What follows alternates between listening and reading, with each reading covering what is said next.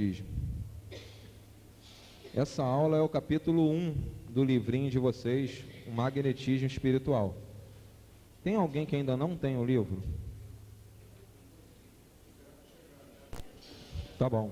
Então fiquem em cima da livraria, porque esse livro aí está sendo feito de pouquinho em pouquinho lá na FEB, para a gente aqui no Leão Denis, que mais nenhum lugar se usa ele. Então aqui a livraria não vai comprar muitos, porque se comprar muitos, sobe.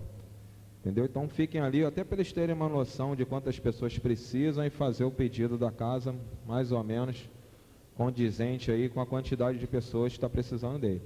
Ah, toda vez que vocês vierem ao centro, vão ali na Janaína. Janaína, cadê o livro? Até chegar. Porque quando ele chegar, ele vai acabar rapidinho de novo. E vai ficar um tempo, outra vez, sem ter o livro. Tá bom? Tá bom. O Elan está falando que deve chegar hoje, mas durante a semana, então, vocês deem uma olhadinha lá para ver se já chegou. Então, a aula é o capítulo 1 desse livro.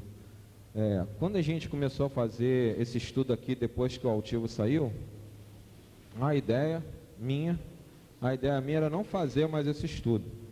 Porque na verdade, eu achava meio chato, porque são muitas datas que tem aí no livro, e eu achava aquilo meio maçante, então tive a ideia de não fazer mais isso, mas como a gente aqui na casa é orientado, sempre que pensa em modificar alguma coisa dos cursos, perguntar a direção da casa, ou a material ou a espiritual.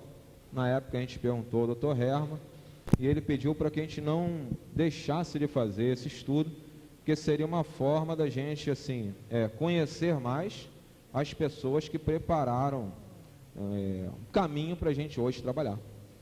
Então, eu vou trazer para vocês aqui algumas informações a respeito do que se conhece acerca do magnetismo, para a gente entender por que o Dr. Herman me ensinou que a gente não pode deixar de fazer essa homenagem a essas pessoas toda vez que a gente pensar em estudar magnetismo. Isso é obedecido também lá no encontro de medicina espiritual, que a gente também tinha uma sessão histórica, que era no final do encontro, e que agora isso foi diluído, a pedido do plano espiritual, no meio das dinamizações, da sessão científica, quando a gente fala da história do magnetismo, do hipnotismo e tudo mais. Então, também lá no encontro, onde esse tema é explorado aqui na casa, também é feita essa lembrança das pessoas que estudaram magnetismo antes da gente.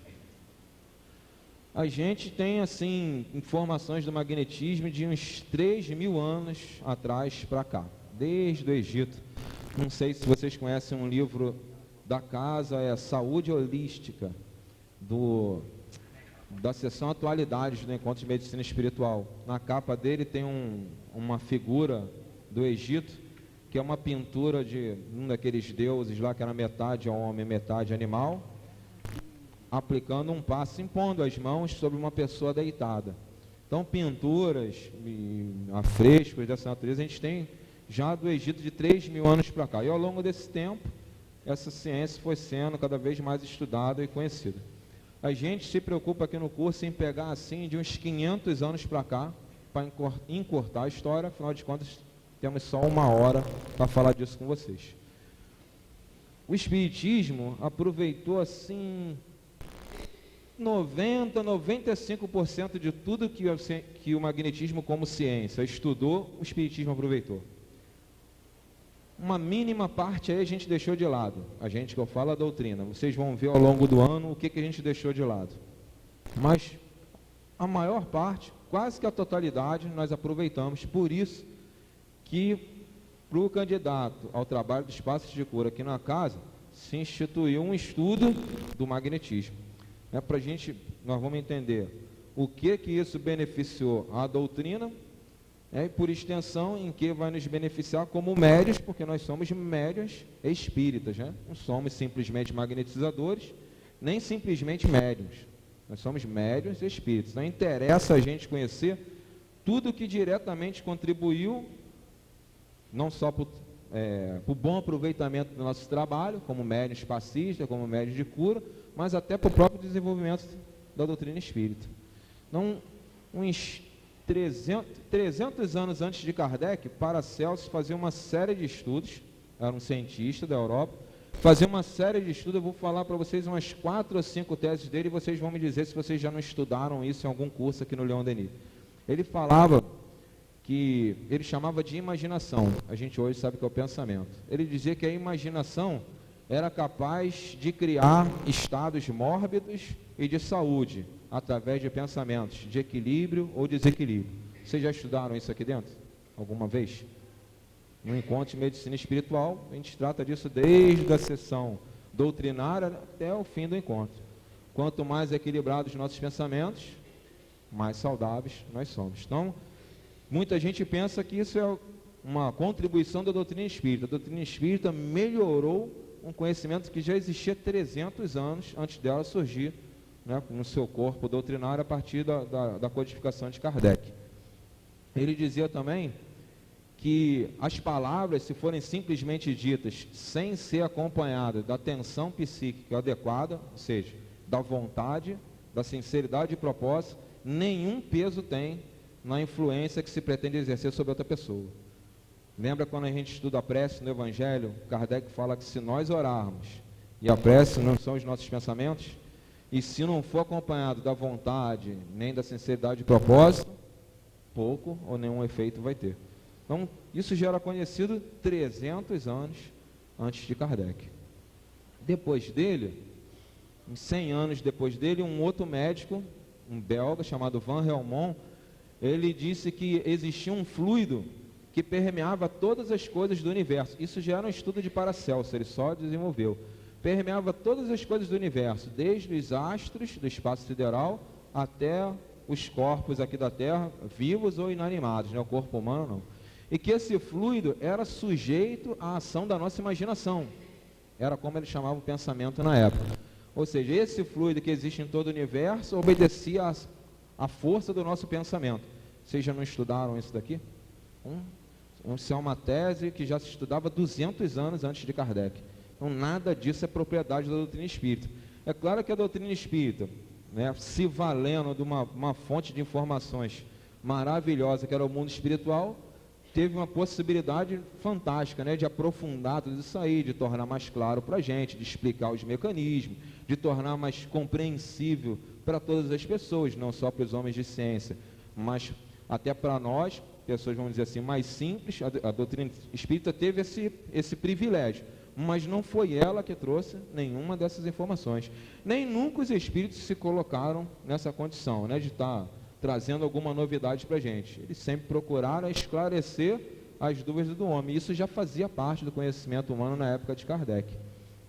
O Van Helmont, ele concordava com Paracelso também. Ele também achava que os pensamentos equilibrados que nós tivéssemos favoreciam os tratamentos de cura das pessoas. Ele era médico, então ele já começava, peraí, se o indivíduo tiver um pensamento equilibrado, se isso favorece a saúde dele, eu como médico tenho que usar isso. Já se passaram, isso aí foi século XVII, uns 400 anos. Agora a medicina está começando a aproveitar de novo essas coisas. É muito comum hoje a gente ver os médicos, os doutores, os profissionais da área de saúde cada vez mais preocupados com a condição de fé dos pacientes, em que eles acreditam, na esperança deles em continuar vivo, na confiança deles no tratamento que recebem. Isso é um princípio de magnetização. A gente vai estudar aqui durante o curso.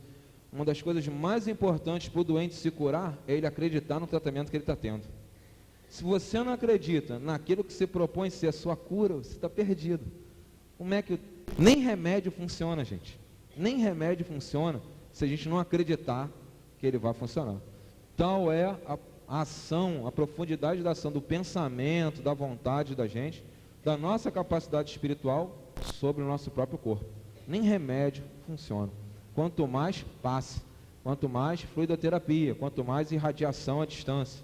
Então, tudo isso precisa da colaboração da nossa crença, da nossa fé, do nosso pensamento, da nossa vontade. Essas coisas, muito antes como a Márcia Cordeiro fala, muito antes do senhor Allan Kardec, essas coisas já eram estudadas, conhecidas e trabalhadas em favor dos tratamentos de cura. O Van Helmont, ele chamou esse fluido aí que para o Paracelso era desconhecido, ele chamou, olha só, vocês nunca ouviram falar nisso, chamou de princípio vital. Já ouviram falar nisso? A doutrina só deu uma melhorada. Os espíritos sugeriram que o princípio vital fosse aquela cotazinha de fluido que a gente recebe quando reencarna, né? E passou a chamar esse fluido aí que interage entre as pessoas de fluido vital. Para o Van Helmont, tudo princípio vital, mas para alguém que estudou 200 anos antes de Kardec, já era muita coisa, né? Já era, com certeza, um passo enorme que ele estava dando. E também foi o primeiro a usar a palavra magnetismo. Ele dizia que essa ação, né, das pessoas com a força da imaginação, que era como ele falava, né, atuar sobre esses fluidos, para com esses fluidos influenciar os objetos e os outros seres vivos, isso era magnetismo. Foi ele o primeiro homem a usar esse termo aí. Mas até esse tempo a coisa era assim, meio que um ambiente muito grande de crendice, né, de que tudo era milagre. Isso era iniciativa isolada, um estudava isso ali, outro estudava acolá. Nesse bolo todo aí, surgiu um padre Gassner, e ele curou muitas pessoas, impondo as mãos e segurando um crucifixo, gritando umas palavras lá em latim, palavras de natureza exorcizante. Ele curou um monte de pessoas assim. Nessa ocasião aí, o Mesmer, que é o patrono do nosso curso, Franz Anton Mesmer, eu ia trazer um livro que a casa editou aqui, O Magnetismo Animal, que é uma tradução do professor José Jorge. É um livrinho fininho. Na época da Bienal, o centro andou vendendo aí a R$2, porque o Altivo queria esgotar a edição para mais tarde dar uma melhorada nela. A gente andou vendendo a R$2, nem sei se ainda tem aqui na livraria do Celtic, mas é quase uma revistinha, é uma biografia do Mesmer. O Mesmer é o patrono do nosso curso de magnetismo. Ele é considerado assim o pai do magnetismo, apesar de não ter sido o primeiro a estudar, é considerado o pai do magnetismo. Vocês vão encontrar livros que nem chamam isso de magnetismo, chama de mesmerismo. Tal é assim, a identidade que se tem dos estudos e do trabalho de Mesmer com a ciência do magnetismo. Então o Mesmer, ele viu o padre Gassner tratar umas pessoas assim. Só que ele, homem de ciência, ele não achou que aquilo ali fosse nada de religião, não. Ele olhou e ele já estudava as teses lá do Paracelso, ele falou, isso aí é o tal do fluido, que o meu amigo lá Paracelso estudava. Isso aí é uma ação física, isso é uma ação física que está acontecendo, que necessariamente não é sobrenatural. Alguém aqui já fez a Gênese? Todo o esforço de Kardec durante o livro A Gênese, já viram a edição aqui do Leon Denis, né? É dessa grossura assim. Aquele montão de folhas ali de Kardec tem um único objetivo: mostrar que não existe milagre. Tudo aqui no planeta, desde a sua constituição até os mais corriqueiros fenômenos que ocorrem com a gente, é fruto do trabalho de alguém ou do nosso mesmo. Alguém encarnado ou desencarnado. Então o Mesmer olhou e 100 anos antes de Kardec chegou à mesma conclusão. Isso aí não é milagre, não é superstição, não é sobrenatural, não é nada disso. Há uma força física atuando aí. 7 anos depois ele estava se formando médico. Mesmer era um sujeito assim, uma capacidade de estudo formidável. Como a família dele tinha alguma condição, ele sempre estudou nos melhores colégios da época, que eram os colégios jesuítas. Com 33 anos ele já era formado em Direito, doutorado em Filosofia e médico. Doutorado também médico pela Faculdade de Medicina de Viena, com 33 aninhos. Então ele era realmente um sujeito muito inteligente. Esse é um dos motivos pelo qual o Dr. Hermann falou que a gente não deixasse de falar neles. Todos esses homens que vocês vão ler no livro, e é um monte deles, franceses, poloneses, alemães, austríacos, ingleses, todos eles eram homens muito sérios, muito estudiosos, muito inteligentes, uma capacidade cultural enorme para a época em que eles viveram. Então as coisas que eles colocaram aí foram verdadeiramente fruto do estudo deles. Não tem chute, não houve chute no estudo deles. Quando eles falam aí que, por exemplo, se comer batata doce atrapalha as faculdades irradiantes, você pode até falar assim, mas eu como batata doce o dia inteiro e dou passe muito bem. Mas ele observou um monte de pessoas que quando comia assim não conseguia dar passe. Então colocou lá no tratadozinho de magnetismo que ele fez. E a gente às vezes vai se colocando aqui meio incrédulo dessas coisas, de vez em quando bate com um médium que fala, ó, se eu comer isso, se eu beber aquilo, não sai uma gota de fluido de mim. Então os fatos confirmam as teorias e as teses deles. Eles não brincavam quando estudavam sobre isso aí, até porque eles eram bombardeados e perseguidos por toda a ciência da época. Então, tudo que o pessoal queria é que eles fizessem uma gracinha, para queimar, enforcar, prender. Vocês já leram aí, ou leram um livro ou viram um filme, que está até nas locadoras, O Conde de Monte Cristo? Então viram lá o Abade Faria, né? Estava lá na masmorra, não sei quantos anos. Estava porque era magnetizador. Aquela história ali do Alexandre Dumas tem algumas coisas que foram verdade. Não toda a história, mas o Abade Faria foi conhecido dele. Então ele arrumou um jeito de inserir a história dele no romance dele. Aquilo ali foi verdade. E ele ficou preso até morrer, porque estava envolvido no estudo dessas coisas aí. Então era uma coisa muito séria. Muito sério, eles não brincavam com isso, ninguém estava ali para brincadeira. Então, é uma forma, segundo o Dr. Herman, da gente homenagear quem com muita dificuldade construiu a boa condição de trabalho que a gente tem hoje. Hoje ninguém vai prender nenhum de vocês porque está dando passe, não vão acusar vocês por exercício ilegal de medicina. De vez em quando correm os processos desses para essa turma que trabalha aí, cortando os outros com lata de goiabada, com bisturi enferrujado. Eles de vez em quando correm esse risco. Mas a gente dando passe, que é o que nós vamos fazer aqui, exclusivamente dar passes, né, tratar as pessoas só com fluido, temos nenhum inconveniente dessa natureza. Não foi sempre assim não. O Altiva, Cidinho, aí há uns 40 anos atrás, quando começaram aqui, todos eles foram obrigados a ter o nomezinho indevidamente registrados ali na delegacia de Marechal Hermes, para o evento de que se alguém já denunciasse ele, já estava tudo prontinho, era só prender, mas aí no caso era mais por perseguição religiosa, né? Não exatamente do pessoal de ciência, mas mais das outras religiões aí que na época exerciam uma pressão um pouquinho maior. Mas hoje a gente, estamos à vontade para fazer isso aí. Pouco tempo a gente viu no Globo Repórter um hospital lá em Minas que tinha uma médium que ficava lá com anuência dos médicos, dando passe nos doentes o dia inteiro lá, uma senhora. Então a coisa está bem mais tranquila para a gente hoje. Se é no interior de Minas, aqui que é cidade grande, mais fácil ainda é para a gente. Mas isso não foi gratuito. Alguém ralou muito, como a gente fala hoje, para que hoje nós tivéssemos essa facilidade, né? Então o Mesmer, ele muito estudioso, ele começou a pensar nesse negócio aí. A tese de doutorado dele em medicina foi um desenvolvimento de todos esses estudos que a gente está falando aqui no Paracelso. A tese dele dizia que uma força que existia no universo, um tipo de matéria, de energia, um fluido que ele dizia que era desconhecido, era capaz de agir sobre os corpos de todos nós, aqui na Terra. E que na medida que esses astros do universo exerciam uma ação de equilibrar essas energias que passavam através do nosso corpo, a gente ficava saudável. E na medida que essas energias eram, por alguma razão, desequilibradas, nós adoecíamos. Essa foi a tese dele. Isso aí na época foi assim, sensacional, porque ele conseguiu agradar gregos e troianos. Conseguiu agradar o povo religioso, porque um negócio que existe no universo inteiro e que ninguém conhece, só pode ser obra de Deus. Então a turma da igreja deixou ele sossegado. E na época se estava estudando o fluido elétrico, era uma descoberta lá do Benjamin Franklin. Vocês devem lembrar dele, o que soltou pipa no dia que estava chovendo e levou um choque e inventou o para-raio. Benjamin Franklin era assim a coqueluche dos homens de ciência da época. Então, como mesmo ele dizia que isso era um fluido, também agradou a turma de ciência. Então ninguém perturbou ele foi desenvolvendo isso aí cada vez mais, e o consultório dele se encheu de gente. Gente de tudo quanto é lugar da Europa, de tudo quanto é lugar. Ele já não tinha nem mais como dar conta daquele povo todo. Um amigo dele lá, o padre Hel, da época do colégio jesuíta, sugeriu ele que ele organizasse essas energias do corpo usando um ímã. Então ele pegava uns pedacinhos de ferro, a gente vai estudar isso aí com o vídeo da semana que vem, com as 2 aulas do Aldenir, dia 27 e dia 4 de fevereiro. Com esse ímãzinho, ele passava o ímã sobre as pessoas, imaginando que as correntes fluídicas do nosso corpo se organizassem.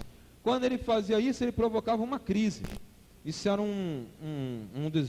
das proposições, né, do Mesmer. Uma das proposições que ele falava, aforismo, né? Ele dizia assim que não se podia curar um doente com magnetismo sem provocar uma crise. Vamos dar uma paradinha. Algum de vocês aqui já veio doar fluido aqui na casa? Eu sei que um monte já veio, não precisa levantar o dedo não. Lembrem vocês que assim, nas primeiras vezes que vocês vieram doar fluido, que tomaram passe, vocês não se sentiram bem. A grande maioria fala, eu cheguei mal, estou pior. e passa umas 2, 3 semanas chegando aqui muito mal e saindo quase tão mal quando chegou. E depois isso vai melhorando, até que a gente consiga equilibrar. Essa aí é a chamada crise que o Mesmer fala, que o tratamento magnético provoca antes de iniciar a cura. Nós vamos ver aqui numa aula, a gente tem uma aula, 2 ou 3 aulas, que são os processos de magnetização. Aí nós vamos estudar essa crise que o Mesmer falava. Não é aquela lá que Kardec fala, não, estado de crise. Não é aquela ali, não, é uma outra coisa. Mas foi daí que Kardec tirou a ideia dele lá para o Livro dos Espíritos. Tá bom? Então ele provocava crise de choro, crise de riso, crise convulsiva. Ele tratava basicamente as pessoas com problemas de sistema nervoso. Nós vamos entrar num trabalho aqui na casa, espaço de cura, onde assim 80% das pessoas que tomam passe aqui não tem as doenças que vocês imaginam ter. Não tem câncer, AIDS, tuberculose, nada disso. 80% tem depressão, ansiedade, síndrome de pânico, não dorme direito, nervoso, taquicardia, falta de ar, estresse, tudo doença do sistema nervoso e de fundo espiritual. Os passos que a gente aplica aqui no Leão Denis são eminentemente de característica pacificadora, harmonizadora. A cara do passe que o Mesmer aplicava. É o que a gente vai dar aqui. Uma minoria são as pessoas aí com doenças mais graves, que são beneficiadas também pelo tratamento magnético. A gente vai ver aqui como. Mas a esmagadora maioria eram os mesmos doentes que o Mesmer tratava. E olha que na época dele não tinha poluição, engarrafamento, poluição sonora, barulho, funk, não tinha nada disso na época dele. Mas as pessoas já sofriam dos nervos naquela época. De 500 anos para cá isso só fez piorar. E os passes continuam sendo aí um tratamento eficacíssimo nesse sentido. Então é o meio de trabalho em que a gente vai entrar, aquele que Mesmer trabalhava. Depois de um tempinho ele descobriu que o ímã e nada era a mesma coisa, que ele com a mão dele fazia o mesmo efeito. Então ele começou a trabalhar o que a gente chama de passes. Ele aplicava os passes lá longitudinais, começam em cima e vão até lá embaixo. Nós vamos estudar isso aí na segunda metade do curso, as várias técnicas de passe. Ele tratava as pessoas assim, conseguindo os mesmos efeitos, a chamada lá crise. Até que um dia ele curou uma menina lá que era cega desde os 4 anos. Cega depois de uma crise nervosa que ela teve, um problema de família. Ela teve um ataque lá nervoso e ficou cega. E durante a cegueira ela desenvolveu uma capacidade, ela se tornou uma pianista muito boa mesmo. Tão boa que o imperador da Áustria contratou o pai dela para ser secretário e passou a pagar uma pensão para a família dela. E ela se tratava com todos os médicos da Europa, com muito dinheiro, né? A imperatriz considerava ela uma afilhada, então tinha dinheiro que não acabava mais. Se tratava com os melhores médicos da Europa, em especial com um oftalmologista alemão lá, que eu não lembro o nome, esqueci. Mas ele era muito conhecido, mas tratava ela há anos sem nenhum sucesso. Nessa ocasião, Mesmer a conheceu e com poucas sessões restituiu a visão para ela. Aí vocês podem pensar assim, sensacional, não é mesmo? Restituindo a visão, ela perdeu a sensibilidade e não conseguiu mais tocar piano com a mesma virtuosidade de antes. Como não conseguiu tocar piano, o imperador suspendeu a pensão. Suspendendo a pensão dela, o pai dela não ficou nada satisfeito, arrumou um escarcéu danado, o Mesmer foi achincalhado em público e aí teve que se mudar da Áustria, teve que procurar um país. Para a nossa sorte, que aí ele foi para o lugar onde as coisas aconteciam na época, foi para Paris. E lá, aí ele realmente se colocou como o pai do magnetismo. Lá ele fez com que o magnetismo se tornasse uma ciência estudada em toda a Europa. Mas, já escaldado, mal ele chegou em Paris, o que ele fez? Foi lá no rei da França e pediu para que juntasse na academia lá de ciência de Paris, que era a melhor do mundo. Ó, quero que vocês deem uma olhada no meu trabalho para não ter conversa mole depois, dizer que eu sou charlatão, tá aqui a minha tese. O pessoal não chegou a conclusão nenhuma, e isso só fez aumentar a fama dele. Afinal de contas, os homens mais sábios da época não conseguiram falar nada que o Mesmer já não sabia, então ele se tornou um médico mais conceituado ainda. Por extensão, foi ainda mais atacado pelos médicos, porque o Mesmer ele cobrava da turma que tinha dinheiro, os pobres ele não cobrava. Então isso era tacar pedra na cruz. Não cobrar por prestar serviço médico, que era o que se tinha de melhor em termos de ciência na época, era tacar pedra na cruz. E o pior é que funcionava, gente, as pessoas se curavam com ele. Então é aquela coisa, por mais que atacassem ele, é o que Kardec dizia, quanto o fato, não tem argumento. Por mais que falasse que ele era charlatão, ele sempre chegava com alguém, aqui ó, fala para eles aí se você não ficou bom. Fiquei bom. Você é lá em cima. Por mais que chegassem pessoas que o criticassem, mais bons resultados ele tinha. Mas num determinado momento não teve mais jeito. Reuniu-se lá um monte de pessoas tão importantes como ele, esse Benjamin Franklin, Lavoisier, aquele do oxigênio, um astrônomo chamado Bailly, Jussier, que era botânico, e um médico, o médico do rei da França, o Dr. Guillotin, o pessoal diz que ele é o inventor da guilhotina, mas não foi. Ele recomendou o uso da guilhotina porque disse para o rei que não doía nada. Ó, ninguém vai sofrer, pode executar todo mundo na guilhotina. Como a lei de causa e efeito não deixa de funcionar, ele foi guilhotinado na Revolução Francesa. Né? Perdeu a cabecinha no que deve ter experimentado, né? Para ver se doía ou não. Ele dizia que não doía, experimentou. Então essa turma se reuniu e propôs ao Mesmer aí um teste. Ó, nós vamos aí, o Mesmer magnetizava árvores, a gente vai estudar isso aqui também, para poder tratar a turma. Então ele pegou lá 4 árvores, magnetiza uma e pode escolher o doente que você quiser. O mais sensível ao magnetismo. Ele vai nos dizer qual árvore está magnetizada. Botou lá no bosque, né? E o sujeito, ao passar pelas 3 primeiras árvores que não estavam magnetizadas, ele começou a suar muito frio, ter dor de cabeça, e quando estava chegando na última árvore, ele teve uma convulsão e caiu duro. Então, olha a conclusão que o pessoal chegou, gente. Que o magnetismo não era nada. Tudo aquilo era resultado da imaginação. O sujeito ficou impressionado. Vocês não escutam isso quando fala que dá o passe? Ah, isso aí é só fruto da imaginação. As pessoas se sugestionam com o passe que vocês dão e ficam boas.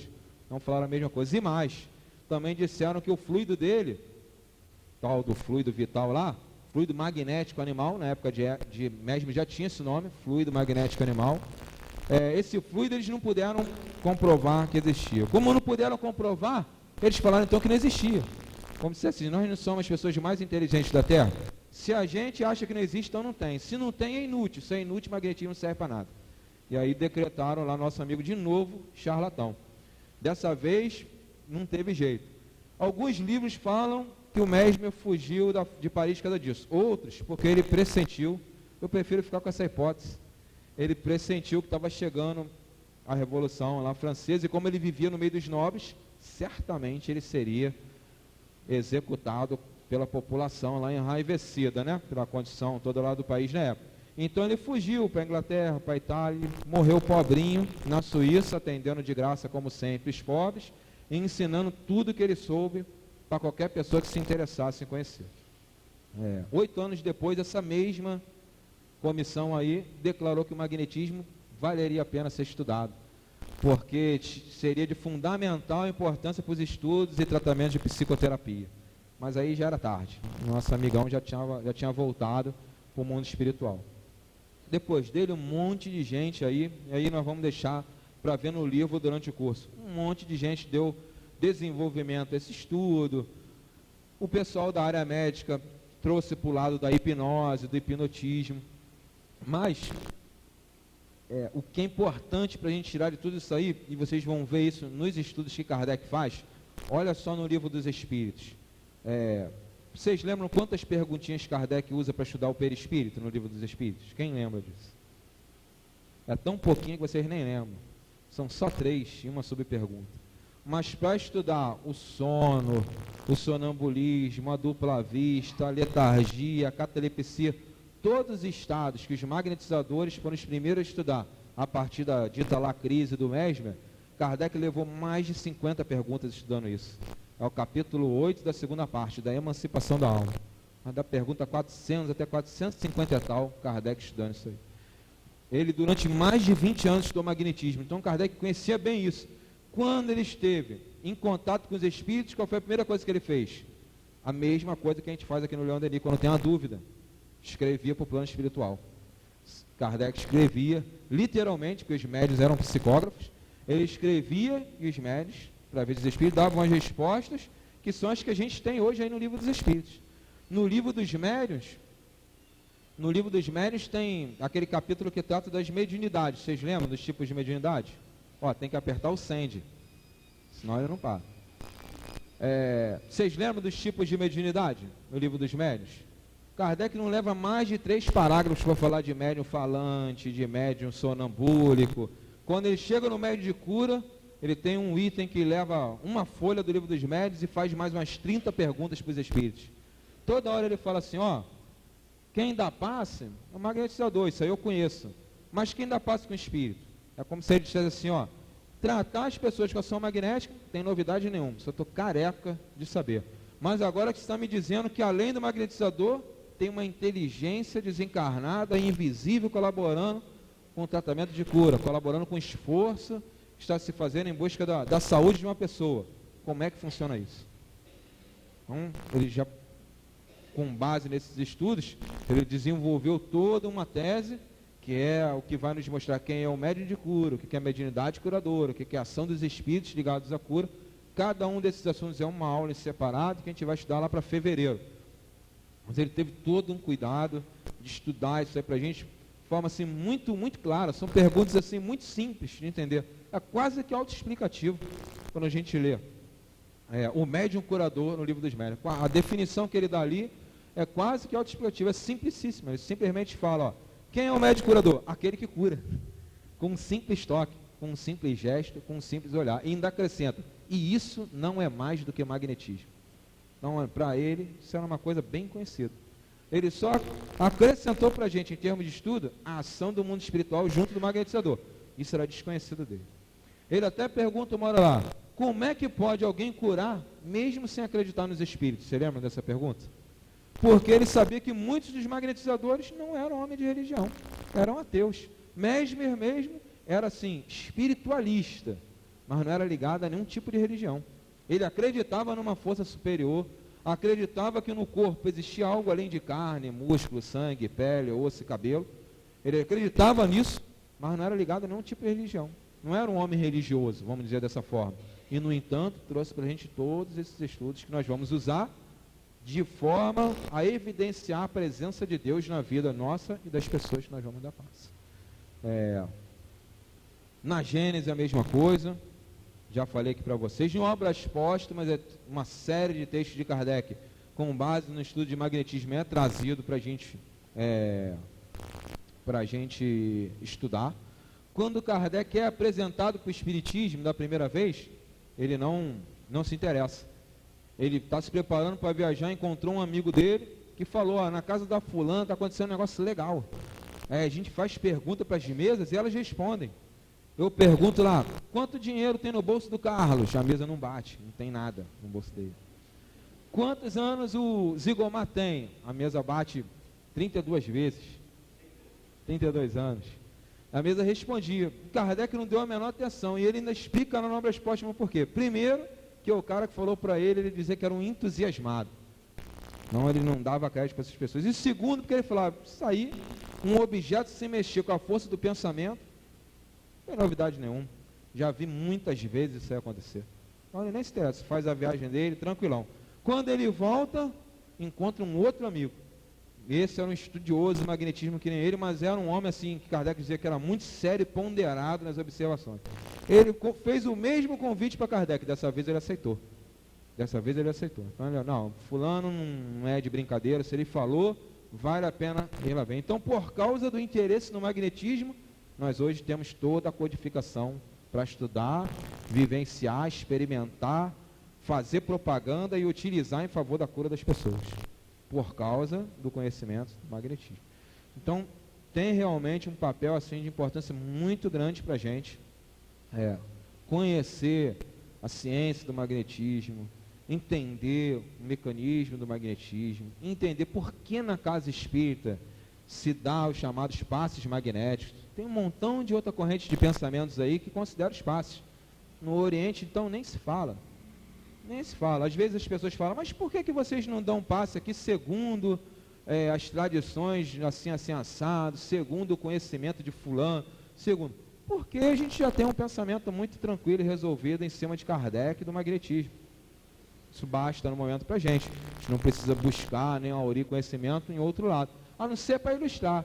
Tenho certeza que muitos de vocês, conforme for estudar magnetismo, vão se interessar em ler essas coisas. Tem um livro aí, caríssimo, caríssimo, tem que fazer um consórcio para comprar ele. Deve estar uns R$ 60, aquele Mãos que Curam, fazendo propaganda, que estão gravando isso aqui, está fazendo a propaganda. É de uma autora aí americana, se eu não me engano, uma terapeuta americana. Não é um livro espírita, não é nem ligado a religião nenhuma, mas ela fala de passes a partir de um monte de outros pontos de vista. É legal da gente ler, tem um monte de informações. Repito, hein? É caro. Mas é legal, tem figura, o pessoal que gosta de figura no livro tem um monte, é um livro grandão, figura colorida, por isso que é caro. Tem muita figura, essas coisas todas se encarecem. Então, mas é bom, isso ilustra, isso enriquece, isso mostra pra gente um monte de coisas que acontecem durante o trabalho, mas doutrina pra gente é a espírita. E a espírita está descansando, vamos dizer assim, em cima do conhecimento que o magnetismo trouxe pra gente. Vocês podem ter certeza, isso tranquilamente vai bastar para a gente trabalhar, e muito bem, quando estiver aplicando passes de cura. Uma outra coisa importante que nasce da gente conhecer o magnetismo, é que tudo que veio do magnetismo, é o que vai servir de regra para encarnado da passe. Então estou falando de todos nós. Vocês já ouviram falar de pessoas que falam assim, eu dou passe assim, porque o meu guia ensinou. Não tem nenhum problema, o guia pode ensinar, se ele souber ele vai ensinar e muito bem para vocês. Mas quando as pessoas falam assim, eu dou passe assim para fazer igualzinho o espírito, está errado. O espírito dá passe num outro mundo, que é o mundo espiritual, está sujeito a outras regras, a outras leis que necessariamente não são as mesmas que a nossa. Nós que damos passe em quem está vivinho igual a gente, vamos usar as regras dos magnetizadores. Por isso que é importante a gente conhecer isso. Por isso que a gente fala aqui, quando as pessoas se enrolam nesse assunto, é porque elas não estudaram. Vocês não tenham dúvida. Isso está sendo gravado, então eu estou tranquilão para falar disso para vocês, porque isso é uma filosofia de trabalho dessa casa. Encarnado dá passes de acordo com as regras dos magnetizadores. E o plano espiritual? O plano espiritual é o plano espiritual. Eles fazem coisa do arco da velha. E a gente, mais da metade delas, não vamos nem entender o que está acontecendo. Por isso que eles nem mostram, a maioria. A maioria eles nem mostram. É como o André Luiz fala lá no livro dele. O leitor amigo vai me desculpar, mas por falta de expressão correspondente no dicionário terrestre, eu não vou descrever o que eu estou vendo agora. Ele não fala isso várias vezes no livro dele? Por causa disso. Porque a gente não vai entender, não vale a pena explicar. Não vale a pena explicar. Então as regras que a gente vai usar são essas que estão aí nos livros. A nossa querida Cidinha já ensinou um pouco para a gente. Vamos continuar usando aquilo que ela ensinou na cura, mas vamos aprender mais coisas, mais técnicas, mais metodologia, novos processos de trabalho. Por quê? Porque vamos nos tornar médiuns diferentes? Não, porque vamos trabalhar num ambiente diferente, só por causa disso. Não vamos mais dar passo só no salão, vamos dar passo num outro ambiente, num ambiente onde as pessoas venham com uma ideia diferente já da casa espírita, com um objetivo diferente, num ambiente diferente, com um plano espiritual diferente, com um plano espiritual que trabalha em função de metas diferentes. Aqui divulgar a doutrina, lá estimular e propiciar a cura. Por tudo isso, lá se usa uma técnica, aqui se usa outra. Então vocês lembrem que tudo aquilo que falaram no COMP para vocês, de não misturar a técnica de passe, vai ser ainda mais evidenciado aqui no magnetismo. Então é importante a gente conhecer essas regras, essa ciência, para quê? Para que a gente trabalhe direito. Ninguém trabalha direito se não sabe o que está fazendo. Ninguém trabalha direito. E quem não estuda, não sabe o que está fazendo. Não sabe. No nosso centro, é muito difícil usar a desculpa da ignorância. Aqui a gente estuda, respira, né? Estudo de segunda a segunda, de 8 da manhã às 9 da noite, quase todos os dias, em 21 endereços diferentes. Então é muito difícil. Vocês, para chegarem aqui, passaram por pelo menos 3 obras básicas, pelo COMP, por não sei quantos encontros, já tem uma noção muito boa que vão fazer. Então nenhum de nós tem aquela ideia de desculpa de falar assim, eu não sabia. Nenhum de nós tem aquela coisa de falar assim, não fui instruído a esse respeito. Um magnetismo vai levar um ano repetindo para vocês um monte de coisas que vocês já ouviram e acrescentando outras tantas, no sentido de capacitar. Essa expressão assim, correta a ser utilizada. capacitar todos nós a trabalharmos do lado dos espíritos. Eles já sabem. O Dr. Herman, que é o espírito que dirige os trabalhos ligados ao departamento mediúnico da casa, no que tange ao mundo espiritual, ele é muito rigoroso, muito severo nesse aspecto. Então, do outro lado, só participa desse trabalho quem realmente sabe. Aqui não, aqui a gente tem a desculpa da boa vontade. A maioria de nós se colocou como médium por quê? Estamos com boa vontade de ajudar as pessoas, que não é pouco não, hein, gente? Às vezes a gente pergunta assim, por que você veio para o COMP? E as pessoas falam assim, eu tenho boa vontade, mas falam boa vontade como se fosse assim, só tem boa vontade. Se colocando numa posição menor em relação ao outro que diz que desdobra, cheira, vê, dorme, incorpora, cura, enfim, que tem 250 tipos de mediunidades diferentes. Quando na verdade, eu não estou aqui há muito tempo, mas o tempo que eu estou já deu para ver isso, a maioria dessas pessoas que falam que vieram só com boa vontade, o só é por conta